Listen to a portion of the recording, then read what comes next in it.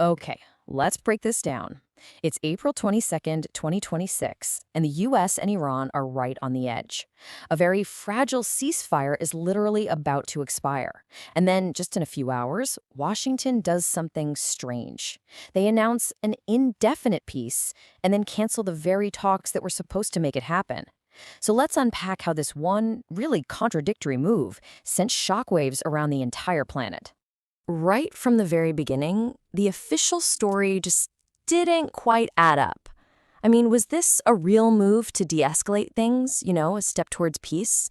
Or was it some kind of calculated political game? That's the real question at the heart of this whole diplomatic puzzle. To really get why this reversal was such a shock, you have to feel the pressure of that moment.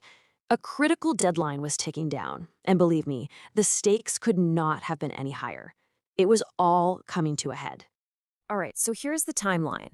After 7 absolutely brutal weeks of war, a temporary, shaky 2-week ceasefire gets declared back on April 8th.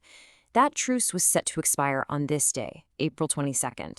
And the plan was to have these crucial peace talks in Pakistan to stop everyone from going right back to fighting. Everything was building up to this one moment.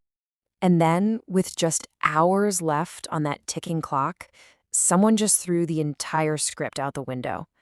The path that everyone thought we were on, the one towards negotiation, it just vanished. So first, the White House comes out and says the ceasefire isn't just getting a little extension. No, it's now indefinite. Now, in the world of diplomacy, a word like indefinite is a massive signal. It is loaded with all sorts of intentional ambiguity. And the official reason for this? Well, the Trump administration said it was a request from the mediator, Pakistan.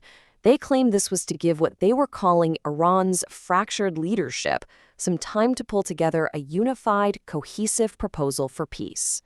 But then, almost immediately, came the second announcement.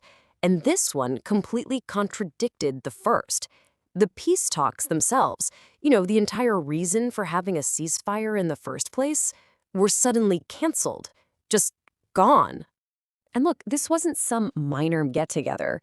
We are talking about a top-level U.S. delegation. The vice president was leading it. They were scheduled to be in Islamabad that very day. And it was just called off, with no new dates even hinted at. That signals a complete and total diplomatic freeze. So let's just recap. The ceasefire is extended, but the peace talks are canceled. It's like offering an olive branch and slamming a door in someone's face at the exact same time. As you can imagine, the reaction around the world was immediate, it was confused, and it was deeply, deeply skeptical. Yeah, the two sides were not on the same page, not even close. The US was trying to frame this whole thing as a constructive pause, right? But Iran saw it very differently. Their state-run media flat out denied asking for any kind of extension, and a key advisor to their negotiator just dismissed the entire thing as a ploy. You could feel the mistrust. It was palpable. And the response in Iran wasn't just words. As the news of the canceled talks started to spread, hardliners held rallies in Tehran, and in a very clear show of force, they paraded a Qadra ballistic missile launcher through the streets, all while their state media was repeating threats to break the U.S. blockade. And at the exact same time, this is the message coming directly from President Trump himself. Just as his administration is announcing an indefinite ceasefire, he's on Truth Social posting this incredibly aggressive statement about blowing up the country.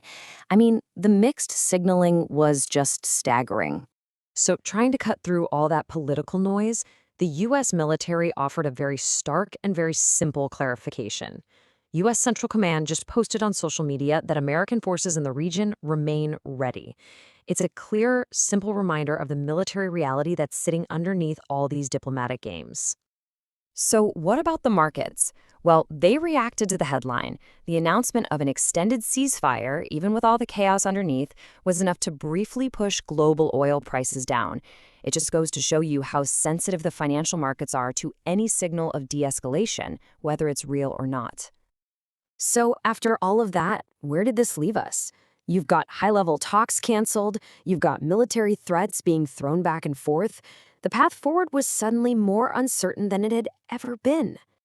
Honestly, the best way to describe what happened is diplomatic limbo. It's a complete stall in progress. Both sides are basically just waiting for the other one to make some kind of clear move before anything can start up again. It's like being in a state of suspended animation, but with active military forces on high alert. And that leaves us with the final and most critical question. Was this absolutely confusing series of events just a temporary pause in a really difficult peace process? Or was it actually a prelude? A prelude to something far, far worse? Was this the moment where the last real chance for diplomacy just quietly slipped away?